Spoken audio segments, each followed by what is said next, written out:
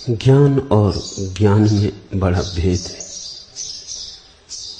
एक तो ज्ञान है जो बांझ होता, जिसमें फल नहीं लगते न फूल लगते।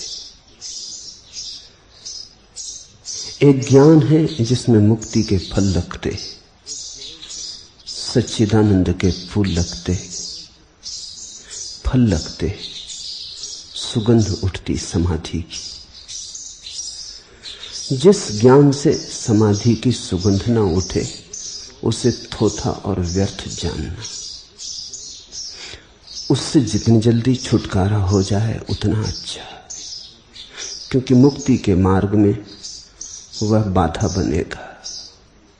मुक्ति के मार्ग में जो साधक नहीं है वही बाधक हो जाता है। धन भी इतनी बड़ी बाधा नहीं है जितनी बड़ी बाधा थोथा ज्ञान हो जाता है। धन इसलिए बाधा नहीं है कि धन से कोई साधन ही नहीं बनता, धन से कोई साथ ही नहीं मिलता मोक्ष की तरफ जाने में, तो धन के कारण बाधा नहीं हो सकती। मोक्ष की तरफ जाने में ज्ञान साधन है, इसलिए अगर गलत ज्ञान हो, मिथ्या ज्ञान हो तो बाधा हो जाएगी। संसार उतनी बड़ी रुकावट नहीं है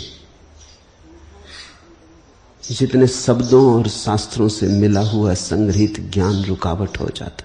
मैंने सुना है, पुरानी कथा है कि अवंतिका नगर के बाहर सिप्रा नदी के पार एक महापंडित रहता था। उसकी दूर दूर तक ख्याति थी। वो रोज सिप्रा को पार करके नगर के एक बड़े सेठ को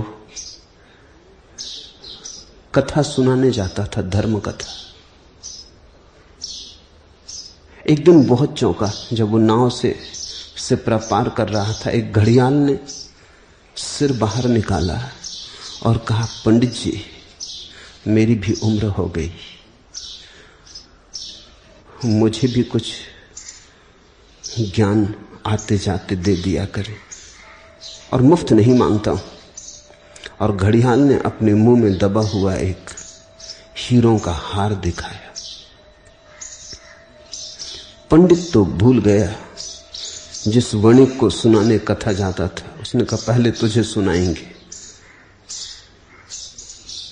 रोज पंडित घड़ियाल को कथा सुनाने लगा और रोज घड़ियाल उसे कभी हीरे, कभी मोती, कभी माणिक के हार देने लगा। कुछ दिनों बाद घड़ियाल ने कहा कि पंडित जी, अब मेरी उम्र पूरी होने के करीब आ रही, मुझे त्रिवेणी तक छोड़ाएं, एक पूरा मटका भर के हीरे जवाहरात दूंगा। पंडित उसे लेके त्रिवेणी गया, और जब घड़ियाल को उसने त्रिवेणी में छोड़ दिया और अपना मटका भरा हुआ ले लिया और ठीक से देख लिया मटके में कि हीरे जवाहरात सब हैं, और विदा होने लगा, तो घड़ियाल उसे देख के हंसने लगा। उस पंडित ने पूछा, हंसते हो, क्या कारण? उसने कहा, मैं कुछ ना कहूंगा, मनोहर नाम के धोबी के गधे से अवंतिका में पूछ लेना। पंडित को तो बहुत दुख हुआ, किसी और से पूछे यही दुख का कारण, फिर वो भी मनोहर धोबी के गधे से पूछे। मगर घड़ियाल ने कहा, बुरा ना मानना, गधा मेरा पुराना सत्संगी है, मनोहर कपड़े धोता रहता है, गधा नदी के किनारे खड़ा रहता है, बड़ा ज्ञानी। सच पूछो तो उसी से मुझ में भी ज्ञान की किरण जगी। पंडित वापस लौटा, बड़ा उदास था, गधे से पूछे, लेकिन चैन मुश्किल हो गई। रात नींद ना आए कि घड़ियाल हंसा तो क्यों हंसा,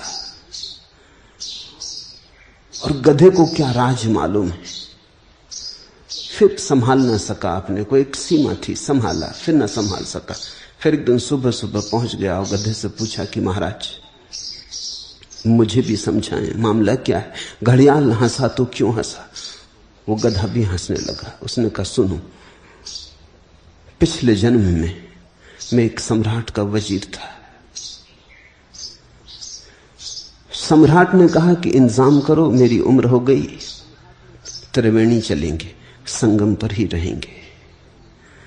फिर त्रिवेणी का वातावरण ऐसा भाया सम्राट को कि उसने कहा हम वापस न लौटेंगे, और मुझसे कहा कि तुम्हें रहना हो तो मेरे पास रह जाओ, और अगर वापस लौटना हो तो ये करोड़ मुद्राएं स्वर्ण की ले लो और वापस चले जाओ।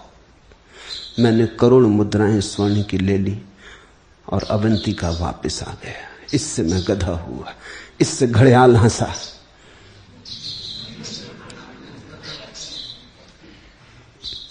कहानी प्रीति कर रही। बहुत हैं जिनका ज्ञान उन्हीं को मुक्त नहीं कर पाता। बहुत हैं जिनके ज्ञान से उनके जीवन में कोई सुगंध नहीं आती। जानते हुए भी जानने का कोई परिणाम नहीं। शास्त्र से परिचित हैं, शब्दों के मालिक हैं, तर्क का श्रृंगार है उनके पास, विवाद में उन्हें हरा ना सकोगे, लेकिन जीवन में वे हारते चले जाते। उनका खुद का जाना हुआ उनके जीवन में किसी काम नहीं आता।